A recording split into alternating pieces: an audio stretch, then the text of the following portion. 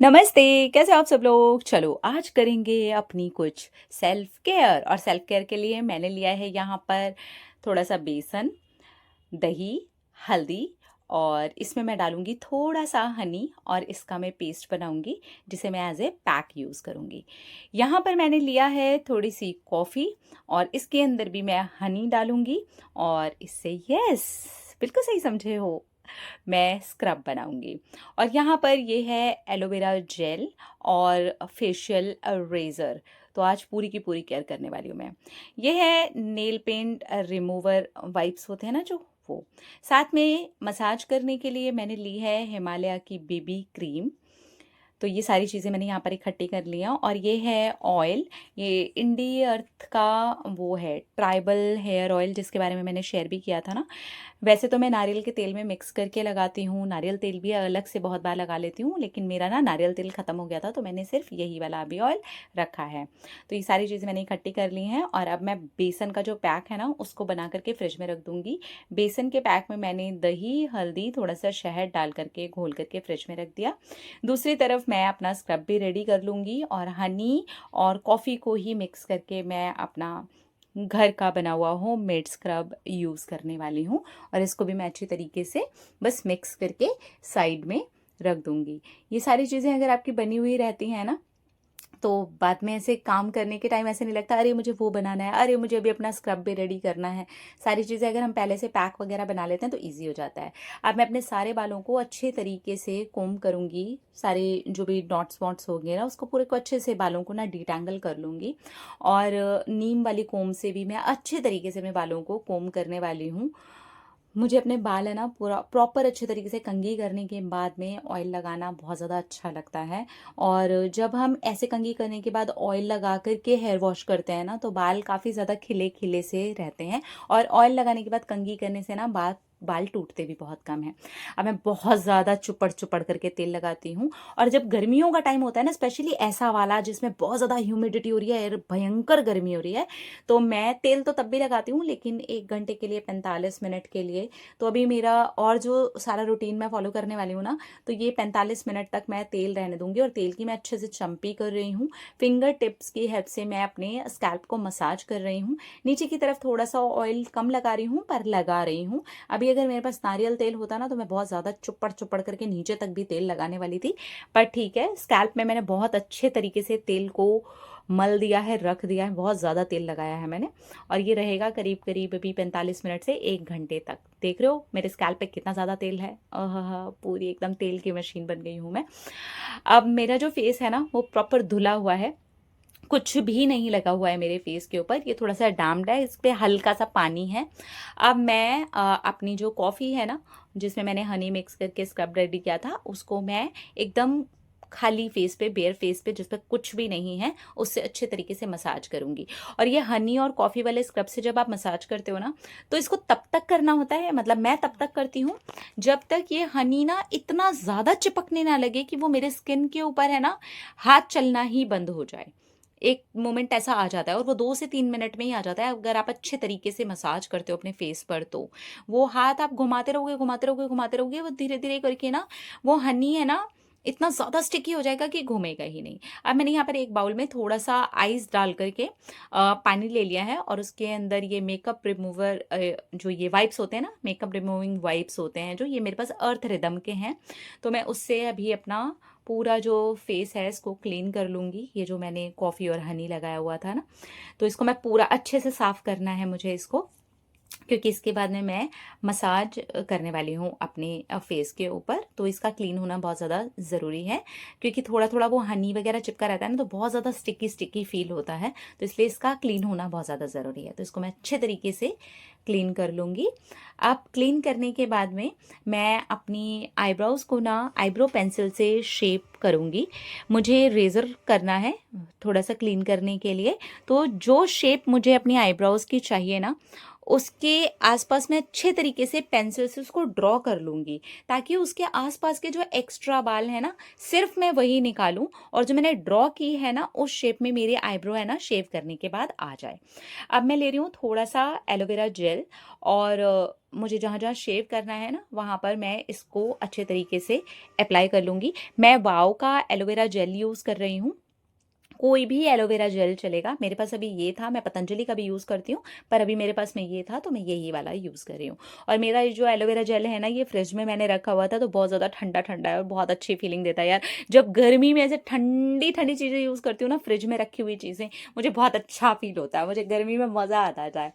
अब मैंने ये जो एलोवेरा जेल लगाया था ना, उसके ऊपर मैं अच्छे तरीके से ये रेज़र चला करके वो शेप दे दूँगी जो कि मैंने आईब्रो पेंसिल से बनाई है अपनी आईब्रोज़ की। और उसके आसपास जो भी बाल होंगे, एक्स्ट्रा बाल होंगे ना, उनको मैं बहुत ज़्यादा ध्यान देते हुए ना निकाल दूँगी। जब आप एलोवेरा जेल लगा करके इस तरीके से शेव करते हो ना, तो शेप भी बहुत अच्छी हो जाती है, बहुत स्मूथली हो जाती है और बहुत आसानी से आपके जो बाल हैं ना वो निकल जाते हैं। जब से मैंने आईब्रोज़ को और अपर लिप्स को शेव करना शुरू किया है ना, मैंने बाहर जाकर के आईब्रोज़ बनवाना ही बंद कर दिया है। मैं अब सिर्फ़ और सिर्फ़ इसी तरीके से अपर लिप्स और शेव कर लेती हूँ, और ये भी मैं 20 दिन में, 1 महीने में एक बार कर देती हूँ। ये जो मैं आपको पूरा का पूरा रूटीन दे रही हूँ ना, इसमें सिर्फ़ ऑयलिंग है जो मैं एवरी वीक करती हूँ। इसके अलावा मैं सारी की सारी चीज़ें 1 महीने में, 40 दिन में, 20 दिन में, ऐसे कभी भी जब भी ज़रूरत लग रही है मैं तब कर लेती हूँ। तो अभी मुझे ज़रूरत भी लग रही थी और मुझे लगा आपके साथ पूरा रूटीन भी शेयर किया जाए। तो जो मैंने बाल निकाले हैं, शेव किया है, उनको मैंने अच्छे तरीके से वही सेम मेकअप रिमूविंग वाइप से क्लीन कर लिया है। अब मैं एलोवेरा जेल की थिक, बहुत ज़्यादा क्वांटिटी में मैंने एलोवेरा जेल लिया है और इसको मैं अच्छे से चिपड़ दूंगी। पहले ना मैंने प्लांट से भी शुरू किया था लगाना, पर शायद वो मुझे सूट नहीं होता, उससे मुझे छोटे-छोटे ना दाने निकल आते हैं, इसलिए मैं प्लांट वाला यूज़ ही नहीं करती हूँ। मैं इस तरीके का जो भी मार्केट का जेल होता है, उससे मैंने अच्छे तरीके से अपने फेस पर बहुत सारी मसाज कर लिया है। अब मैंने एलोवेरा जेल छुड़ाया नहीं है, हटाया नहीं है उसको, ठीक है?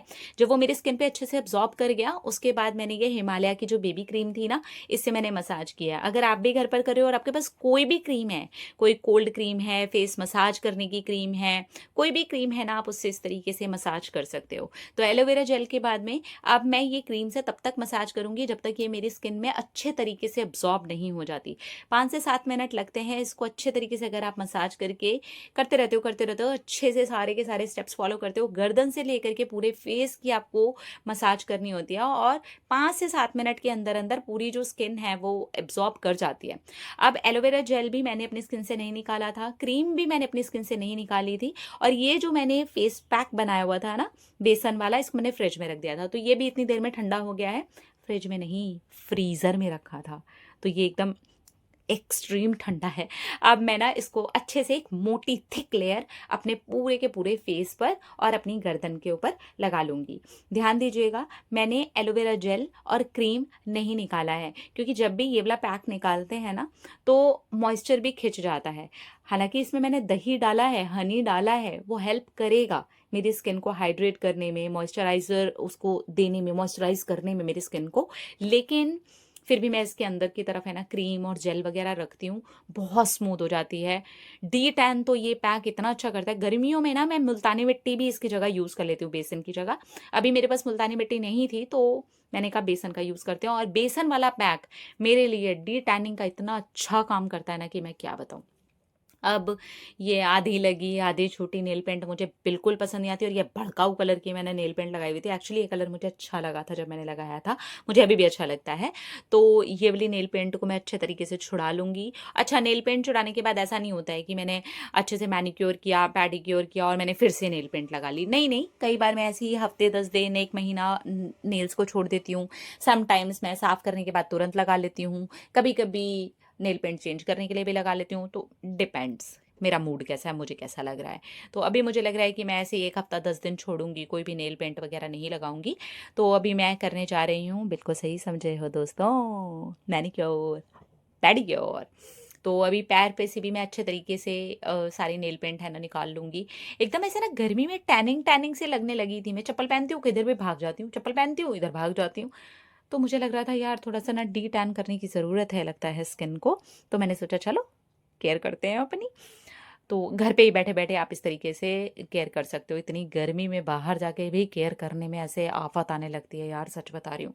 और घर में क्या होता है ना, आप अपने कन्वीनियंस के हिसाब से, जो चीज़ें आपके पास है उसके हिसाब से, अपने मन मुताबिक बैठ के कुछ भी कपड़े-वपड़े पहन कर के बैठ के आराम से केयर कर सकते हो। तो ये नॉर्मली मैं छुट्टी वाले दिन करती हूँ।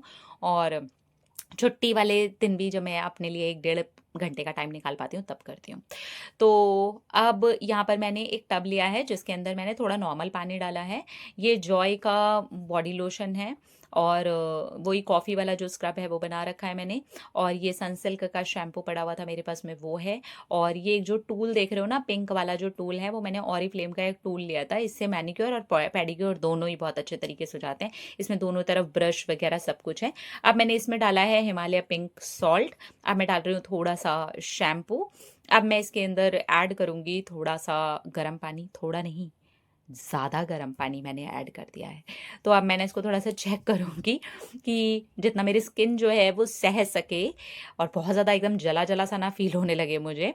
तो चेक किया तो लगा भैया बहुत ज़्यादा ही गर्म पानी है, तो मैंने इसमें फिर से थोड़ा-सा और नॉर्मल पानी को मिक्स किया। वैसे ना मैं ब्लीच वाला जो एक्टिवेटर आता है ना, वो भी डालती हूँ, मेरे पास था नहीं, तो मैंने कहा नहीं ऐसे डाल लेते हैं। वैक्स मैंने अभी 2-3 दिन पहले ही करवाई थी और तभी मुझे याद आया था भैया तुम्हें डी टैनिंग के लिए भी कुछ करना पड़ेगा, तो इसीलिए मैं कर रही हूँ। तो अभी मैं हाथ और पैरों को 10 मिनट कम से कम इसी पानी के अंदर डिप करके रखूँगी।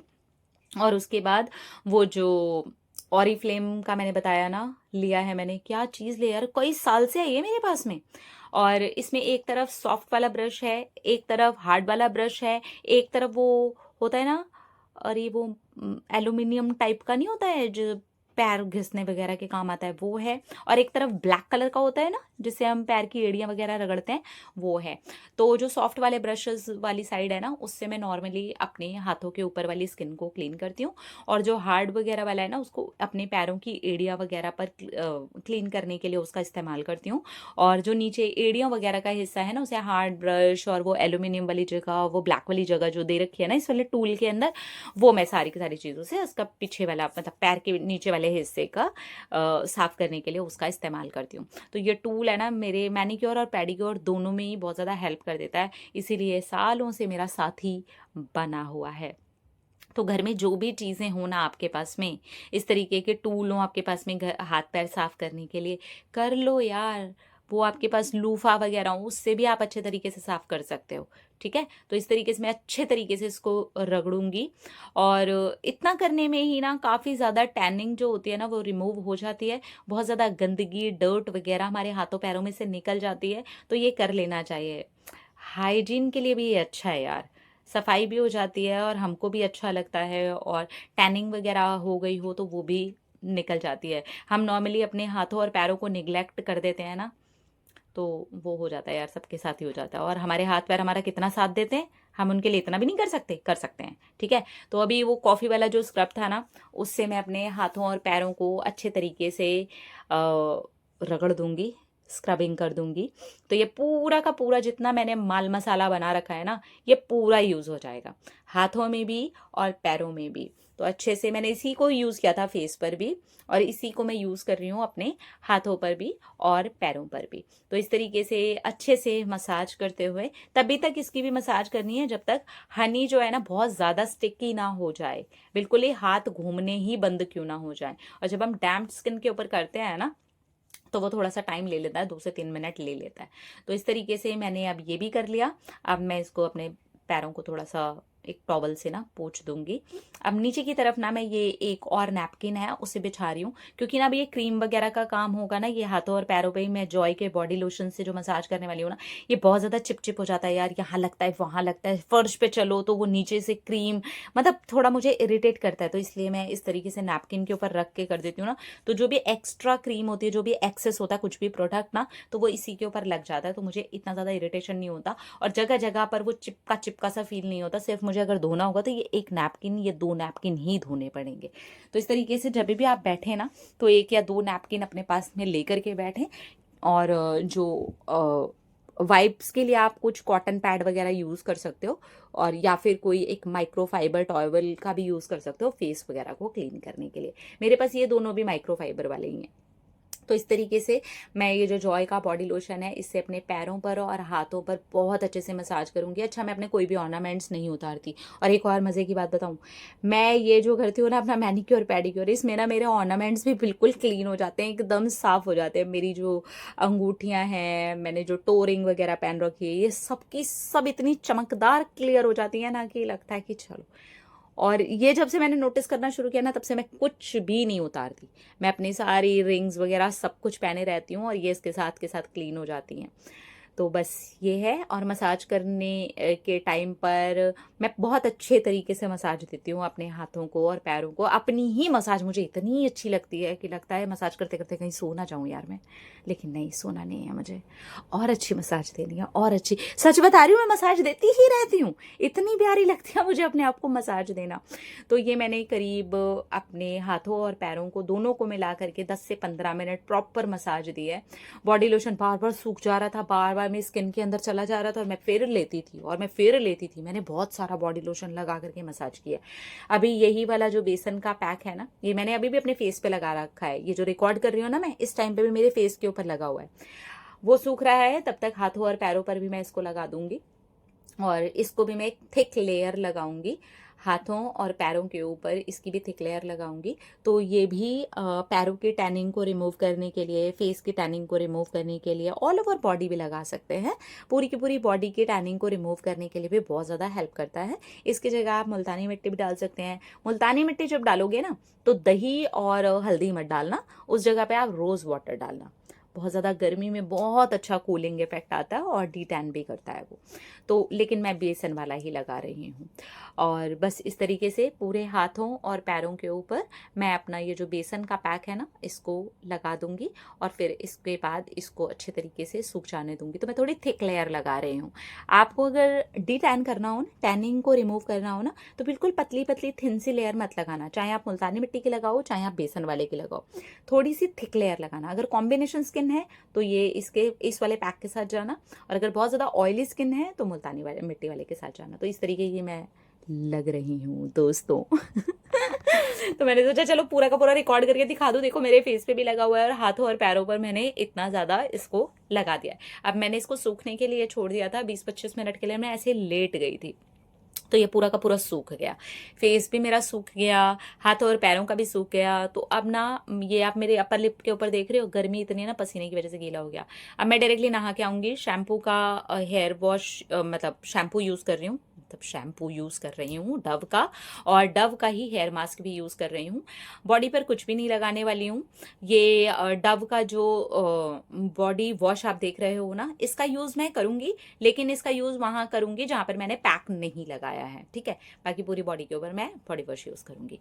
तो ये हो गया, मैं पूरा अच्छे से नहा धो करके आ गई। फेस पर, हाथों पर और पैरों पर मैंने बॉडी वॉश यूज़ नहीं किया है, प्लेन वाटर से धोया है इसको, ठीक है।